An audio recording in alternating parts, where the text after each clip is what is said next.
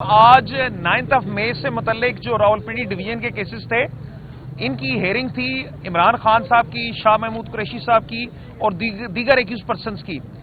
آج کی ہیئرنگ ایڈجرن ہو گئی ہے نیکسٹ 13 کے لیے، اور آج کیونکہ پروسیکیوشن کے پاس کاپیز ڈسٹریبیوشن تھی، کاپیز نہیں دے سکی پروسیکیوشن آج، تو نیکسٹ ڈیٹ پہ پروسیکیوشن نے کاپیز دینی ہے 13 دس منتھ کے لیے، نیکسٹ ٹیوزڈے کے لیے ڈیٹ ہو گئی ہے۔ اور سیکنڈلی 3 کیسز میں شیخ رشید صاحب کی اریسٹ کی ریکویسٹ کی ہے پولیس نے۔ ان 3 کیسز میں بھی آرگومنٹس کورٹ میں چل رہے ہیں، اور پروسیکیوشن کی یہ استدعا ہے کہ ان کیسز میں اریسٹ کرنے کی اجازت دی جائے، جبکہ دوسری طرف سے شیخ صاحب کے جو ڈیفنس کونسل ہیں وہ اس کو آرگیو کر رہے ہیں، ابھی وہ آرگومنٹس چل رہے ہیں۔ تو جہاں تک عمران خان صاحب کے کیسز کی بات تھی، عمران خان صاحب کے کیسز 13 دس منتھ کے لیے ایڈجرن ہو گئے ہیں ٹرائل میں۔ تمام کیسز جو 13-14 کیسز ہیں 9 مئی کے حوالے سے راولپنڈی میں۔ اس سرد موسم اور کڑکتی دھوپ میں آپ کے لیے پیغام لے کے آئی ہوں کپتان اور نائب کپتان کا۔ وہ فرما رہے ہیں کہ ساری قوم نکلے، 8 فروری کو نکلے ووٹ دینے کے لیے، پی ٹی آئی کی کامیابی کے لیے اور انشاءاللہ آگے پاکستان کی کامیابی کے لیے۔ کیوں نکلنا ضروری ہے؟ کیونکہ یہ آپ کے مستقبل کی جنگ ہے، یہ ہمارے مستقبل کی جنگ ہے، اور یہ جنگ ہمیں اکٹھے لڑنی ہے۔ یہ جنگ لوٹے اور لٹیروں کو ہرانے کی جنگ ہے۔ یہ لوٹا ٹاکریسی جس کو کہتے ہیں نا، اس کو ختم کرنے کی، ہمیشہ کے لیے دفنانے کی جنگ ہے۔ اس لیے انتہائی ضروری ہے کہ سب نکلیں، 8 فروری کو نکلیں، پرامن رہیں، قانون کے دائرے میں رہیں، اور اپنا احتجاج ووٹ کے ذریعے آپ نے ہر صورت میں کرنا ہے 8 فروری کو۔ اس کے ساتھ ساتھ کچھ پیغام ہیں میرے والد شاہ محمود قریشی کی طرف سے، وہ میں آپ کے سامنے رکھنا چاہتی ہوں۔ پہلی بات، الیکشن کمیشن آف پاکستان کا ایک قانون ہے، ایک رول ہے کہ 5% جو سیٹیں ہیں وہ عورتوں کو ملتی ہیں۔ ریزرو سیٹوں کی بات نہیں کر رہی، الیکشن میں جو کینڈیڈیٹ کھڑے ہوتے ہیں ان میں سے 5% سیٹیں عورتوں کو ملنی چاہیے ہیں۔ اس رول سے آپ لوگ بھی آگاہ ہوں گے۔ تو کچھ پارٹیز ہیں جو اس رول کو پورا نہیں کری، ان کی نشاندہی کرتے ہیں۔ پاکستان پیپلز پارٹی، پاکستان مسلم لیگ نواز، JUI، یہ تینوں پارٹیز جو ہیں اس قانون کو فالو نہیں کر رہی ہیں۔ تو الیکشن کمشنر سے میں مخاطب ہو کے اپنے والد کے تھرو پوچھنا چاہتی ہوں کہ آپ اس پہ کیا اقدام لے رہے ہیں؟ آپ کا رد عمل سامنے نہیں آیا، وہ کیا رد عمل ہے؟ آپ قوم کو اور ہم سب کو آگاہ کریں اس سے، خاص طور پہ شاہ صاحب کو۔ اچھا، آگے چلتے ہیں۔ EMS الیکٹرانک جو ہمارا مینجمنٹ سسٹم ہے اس کے بارے میں گفتگو کرتے ہیں۔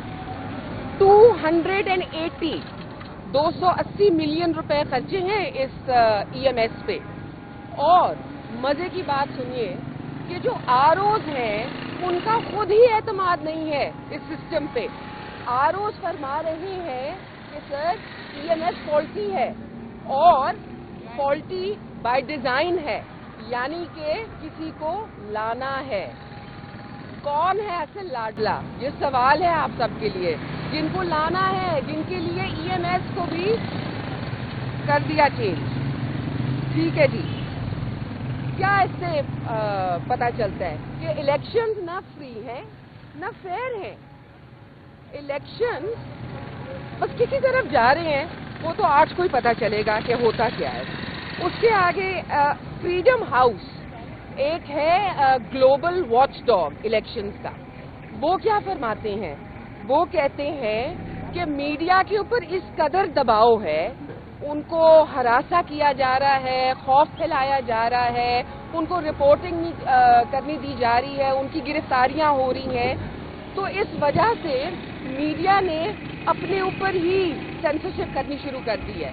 آج ہماری میڈیا بھی فیئر نہیں ہے، آج ہماری میڈیا کو بھی موقع نہیں مل رہا کہ وہ اپنی رائے کا کھل کے اظہار کر سکے۔ تو میڈیا کا تو کام ہوتا ہے نا اپنی رائے کا اظہار کرنا۔ کیوں، آپ لوگ کیا سمجھتے ہیں؟ آپ کی رائے کا اظہار ہونا چاہیے نا۔ آپ مجھے بتائیں، میڈیا سے تو آپ ہیں۔ اس کے بعد ہیومن رائٹس واچ پہ آتے ہیں. ہیومن رائٹس واچ کیا کہتی ہے؟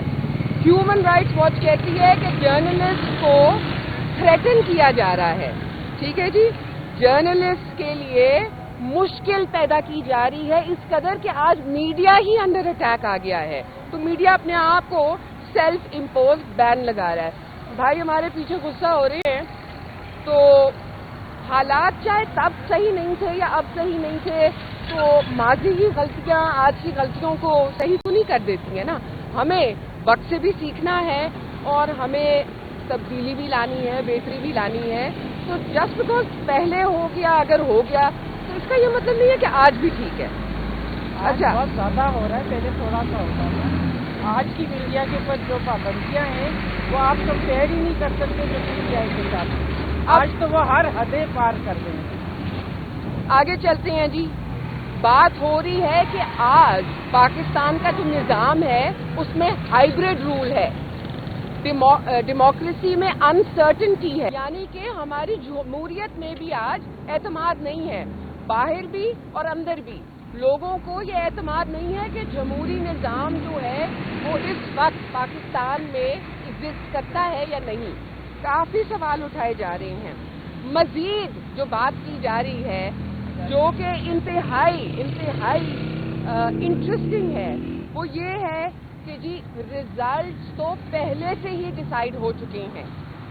ریزلٹس پری ڈٹرمنڈ ہیں, کس نے آنا ہے یہ ڈیسائیڈ ہو چکا ہوا ہے. اور یہ ہم نہیں کہہ رہے, یہ انٹرنیشنل میڈیا کہہ رہا ہے جی کہ یہ ریزلٹ پری ڈیسائیڈڈ ہے, یہ پری پول ریگنگ ہو چکی ہے. وہ کہتے ہیں ہمیں لیول پلینگ فیلڈ چاہیے تھی. آپ کو لیول پلینگ فیلڈ چاہیے تھی, ہمیں تو فیلڈ ہی نہیں ملی. آپ نے کیا کیا, خود فیلڈ لے لی, ہمیں سڑکیں دے دی.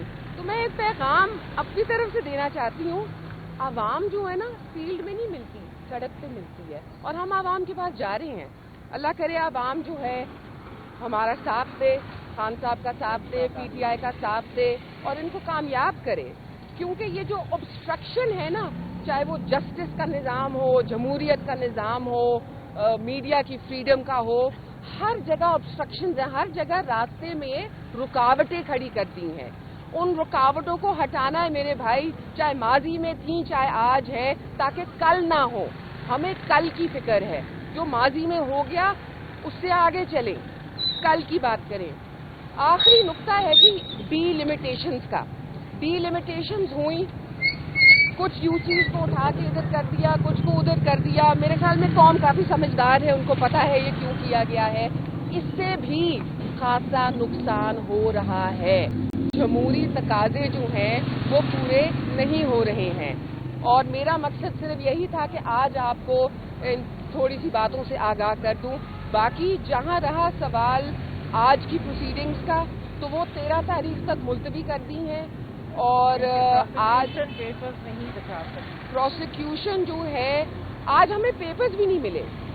وہ پروسیکیوشن نے جو کاغذات لانے تھے انہوں نے گوارا نہیں سمجھا ان کو آج پیش کرنا, تو وہ ہمیں نہیں مل سکے. میرے والد صاحب اور خان صاحب کورٹ میں موجود نہیں تھے. صبح جب والد صاحب کورٹ میں موجود تھے تو جج صاحب نہیں تھے. جب جج صاحب پیش ہوئے تو والد صاحب اور خان صاحب کو پیش نہیں کیا گیا. تو ہماری موجودگی میں تو کم از کم ان کی حاضری نہیں لگی. وہ کب لگتی ہے, کیسے لگتی ہے, یہ بات کی باتیں ہیں. تو انشاءاللہ اب 13 کو یہ آگے چلے گا. لیکن اس سے پہلے پیغام ہے آپ سب کے تھرو, 8 کو نکلیے, ڈریے مت, گھبرائیے مت, کیونکہ ڈرنے کا یہ ٹائم نہیں ہے, جھکنے کا یہ ٹائم نہیں ہے. آپ لوگوں نے خوف کے بت تو توڑ ہی دیے ہیں, تو پھر نکلیں اور 8 کو دکھائیں آپ کی رائے ہے کیا.